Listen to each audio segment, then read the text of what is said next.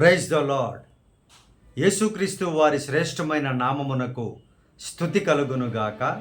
ఈ దినకాలపు ఆశీర్వాదపు లేఖనం యెషయా గ్రంథము 66వ అధ్యాయము 5వ వచనం. యెహోవా వాక్యమునకు భయపడు వారలారా, ఆయన మాట వినుడి. మిమ్మును ద్వేషించుచు నా నామమును బట్టి మిమ్మును త్రోసివేయు మీ స్వజనులు మీ సంతోషము మాకు కనబడునట్లు యెహోవా మహిమనొందునుగాక అని చెప్పుదురు, వారే సిగ్గునొందుదురు. ప్రేమినటువంటి దేవుని బిడ్డలారా, దేవుని వాక్యమునకు భయపడేటువంటి వారిని దేవుడు ప్రేమించేటువంటి దేవుడు. ఆయనకు భయపడేటువంటి వారిని ఈ లోకములో అనేకులు ద్వేషిస్తూ ఉంటారు. ఆయన వాక్యము గైకొనే వారిని స్వజనులు అంటే రక్త సంబంధీకులు కూడా త్రోసివేస్తూ ఉంటారు. అయితే ప్రభువు ఇస్తున్న వాగ్దానం ఏంటి అని అంటే, మిమ్మల్ని బాధ పెట్టి మీ బాధను వేదనను చూడాలి అనుకున్నటువంటి వారే సిగ్గుపడతారు.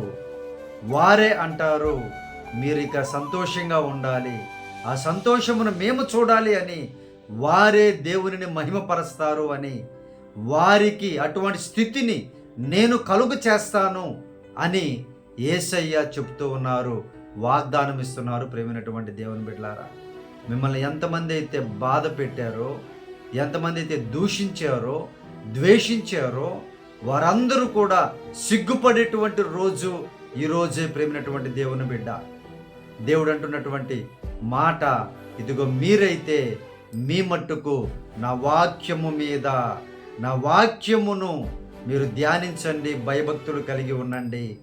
నేను ఎవరైతే మిమ్మల్ని సిగ్గు అంటే అవమానపాలు చేశారో వారందరినీ కూడా వారే సిగ్గుపడేటట్లుగా, మీ ముఖములు చూడాలంటే సిగ్గుపడేటట్లుగా నేను చేస్తాను.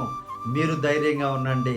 నా వాక్యాన్ని వినడము కాదు, చదవడము కాదు, ప్రకటించడము కాదు, వాక్యానుసారముగా బ్రతికేటువంటి వారుగా మీరుండండి. వాక్యానికి భయపడండి. నేను మిమ్మల్ని దీవిస్తాను, నేను మిమ్మల్ని ఆశీర్వదిస్తాను. మనుషులు ఎంతమంది ద్వేషించినా నేను మిమ్మల్ని ప్రేమిస్తున్నాను. మీ ప్రతి పరిస్థితి నుండి నేను తప్పిస్తాను, నేను మీకు తోడుగా ఉంటాను అని యేసయ్య వాగ్దానం ఇస్తున్నారు. ప్రేమైనటువంటి దేవుని బిడ్డలారా, ఎంతమంది అయితే మిమ్మల్ని అవమానపాలు చేయాలని చూశారో, ఎంతమంది అయితే మిమ్మల్ని ద్వేషిస్తూ ఇప్పటికీ ఉన్నారో, మీ స్వజనులు కావచ్చు, మీ మిత్రులు కావచ్చు, మీకు బాగా కావలసిన వారు కావచ్చు, వారందరి నుండి నేను మిమ్మల్ని తప్పిస్తాను, వారే సిగ్గుపడతారు అని దేవుడు వాగ్దానం ఇస్తూ ఉన్నారు.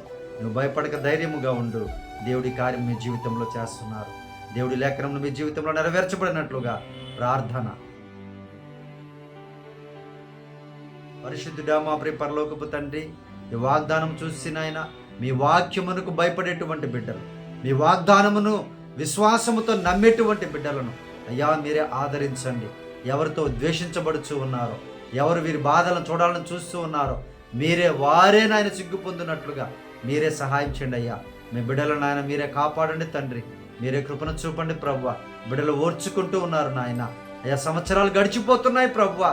మీరే మీ బిడ్డలకు తోడుగా ఉండి ఆశీర్వదించి బలపరచమని ఈ దినకాలపు దీవెనలతో, ఈ వాగ్దానపు దీవెనలతో చూస్తున్న ప్రతి బిడ్డను సమృద్ధిగా ఆశీర్వదించి కాపాడమని యేసయ్య పరిశుద్ధ నామమున ప్రార్థించి అడిగి వేడుకొనుచున్నాము తండ్రి.